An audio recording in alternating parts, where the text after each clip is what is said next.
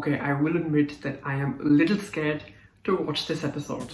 I knew this was going to be an impactful episode, to say the least, when I first watched the promo after last week's episode. But I don't know what I'm in for, because when I woke up this morning, I got an email about a comment on my last Grey's Anatomy video. This person, they were kind enough to specially come to my video and comment and warn me to stay off of social media so that I don't come across spoilers. So I am guessing something is going to happen, but like, when does something not happen in a Grey's Anatomy episode?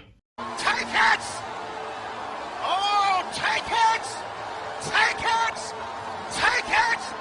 I really don't know what to expect, apart from the fact that it's going to be one of those creative, out-of-the-box episodes, one of those alternative reality episodes. For example, Do You Know Who You Are?, in which we got to see Christina's alternative realities, as well as The Room Where It Happens, wherein even though we didn't see alternative realities, we saw flashbacks of the characters. Just the way that it was shot and the way that it was shown, it seemed quite creative and yeah, out of the box. And I am also happy that Kim River is getting a Teddy-centric episode. She's one of the most powerful actors on the show. Teddy has had some amazing storylines, but never a standalone episode, never a Teddy-centric episode. So I am thankful that in season 17, we are getting an episode that I am assuming for the most part is focused on Teddy. Never too late, so let's watch.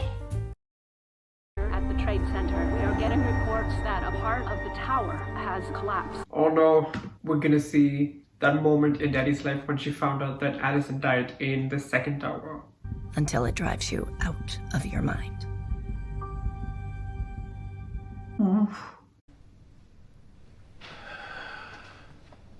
She looks pale.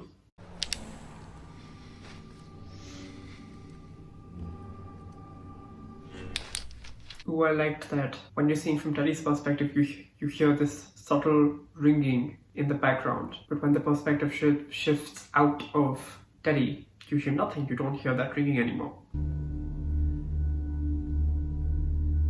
She looks like she's seen a ghost. And if she sees Henry, that'll come true.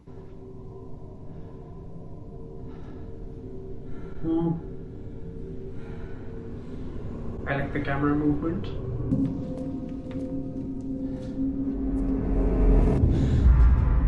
It's suddenly like a horror show. Coming through. Excuse me. DeLuca? It better not be Henry in that bag. We've been seeing this a lot in patients lately, but trust me, she's gone. Who's that? How do people breathe in these things? So I am confusion.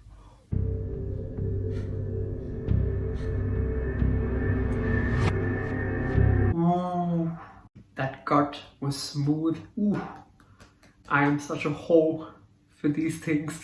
Let's watch that again. Ooh. Academy Award. Save who? Meredith. Uh-oh.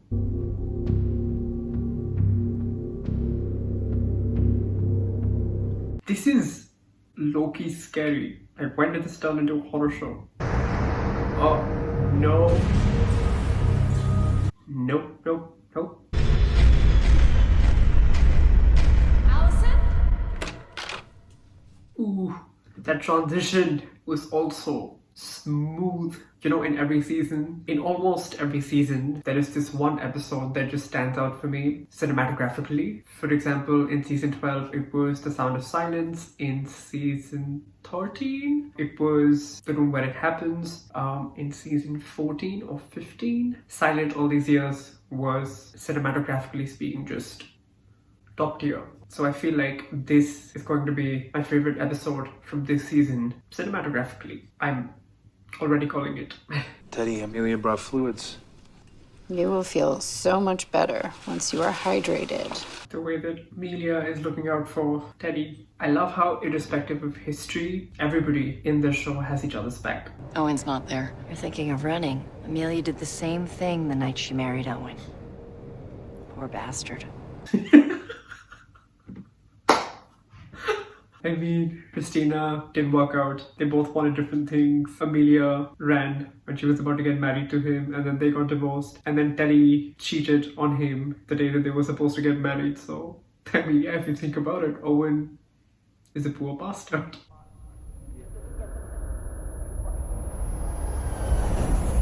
Ooh.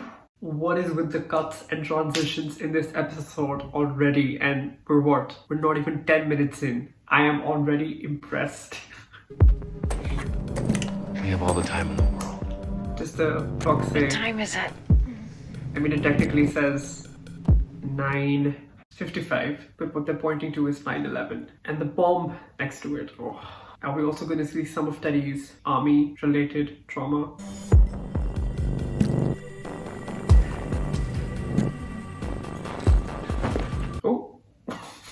Run away with me. I'll be in my car. Run away with me? Carly Rae Jepsen.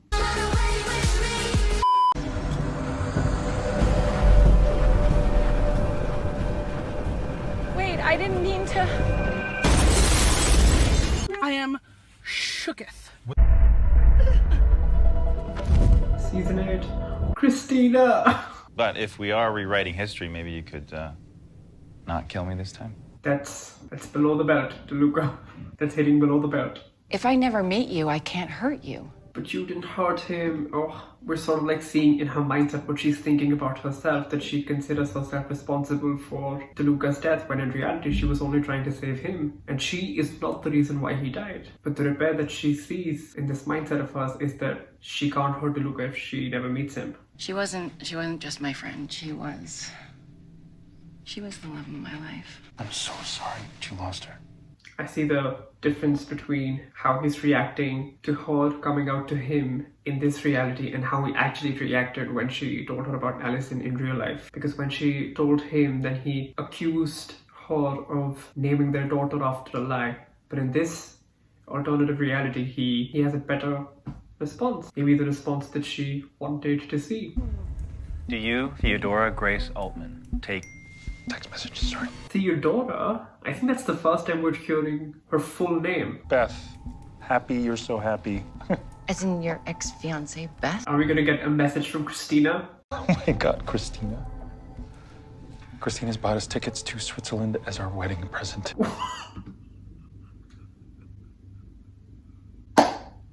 Get out of my house. You know, you say that a lot, but you never really mean it. That's why I keep coming back. It's sort of a thing. Whoa. I got it, Amelia. Teddy, it's Teddy. What's wrong with Teddy? You keep looking past me like you always do, even though I'm right here. Is this sort of like a depiction of how Teddy has felt with Owen all along? The fact that she's been waiting for him to come around, but he's always looking past her at other women and getting in relationships with other women like Amelia and Christina. I like how they're showing us literally the inside of Teddy's head right now. You remember Allison, Teddy's best friend, died, the one we named our daughter after? Well, it turns out that she's not just her best friend. She's the love of Teddy's life. She just mentioned it as some kind of excuse for all the horrible things that she's done. Amelia's like, ooh, gay people. I'm never gonna be enough for you. You sound ridiculous.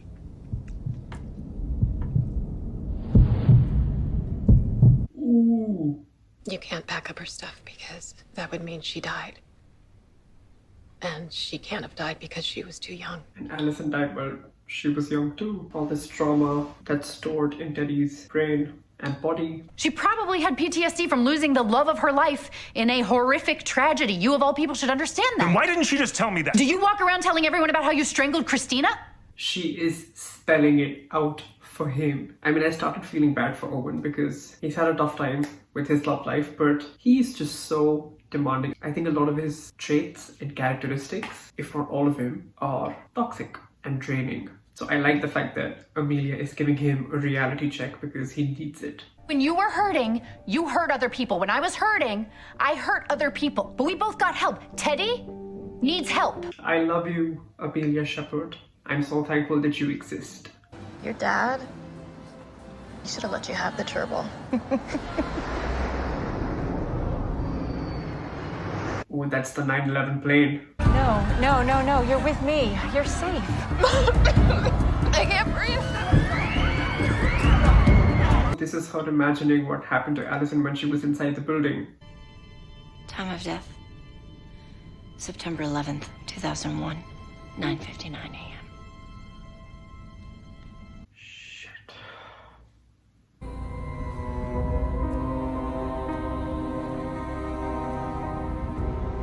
Do these represent all the 9/11 casualties? All the COVID-19 casualties? The resentment lifts and forgiveness sets in. And then you co-parent. And maybe, eventually, something can be rebuilt. Can I also just take this moment to say that I really love the way that Amelia has grown. I never saw her on Private Practice because I didn't watch Private Practice, but just to see her evolution from the first time she appeared on Grey's Anatomy to now, one of the best character developments we've seen on this show. It's all my fault. All of this is your fault. Yes, my parents, Allison, Henry, DeLuca. Don't say me. Henry, Please don't die. I'll do my best. the way she said, please don't die.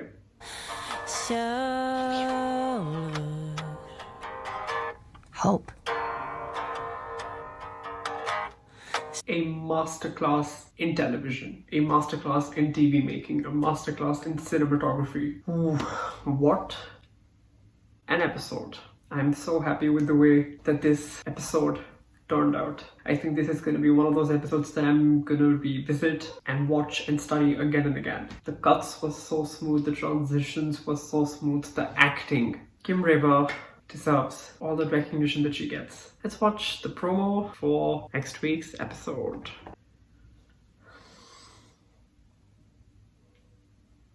I mean, the spoiler for next week's episode. The spoiler for the promo is in the thumbnail of the video. What the hell? But I mean, I knew it. I knew Lexi was gonna come back because it made sense to me that when the Grey's Anatomy writers thought about bringing Derek back and George back, that they would also think about bringing Lexi back because they knew us, the viewers. They knew that if we were to see Derek and George, we would want to see Lexi too, and possibly Mark as well. Let's watch the promo. I am excited already for next week's episode. Today could be the day. 2 a.m. and she calls me. They're not gonna play Breathe. They're just not gonna play Breathe. This song played when Meredith had her hand in the body cavity with the bomb in it and she was taking her hand out, she was taking the bomb out. And this was also the song that Lexi sang in the musical episode, wherein Callie and Arizona get into a car crash and everybody's trying to save Callie.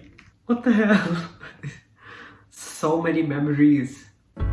How's Meredith? Her vital signs are stable. Today could be the day. 2 a.m. and she calls me 'cause I'm still awake. Can you help me unravel Thank you. my latest mistake? Lexi! Just breathe. I like it here. Are you gonna stay? No, she's not. But we're happy to see you, Lexi. Again, I also like how they didn't show us a lot in this promo because I want it to be a surprise. I want the conversation that Meredith and Lexi are gonna have to be a surprise.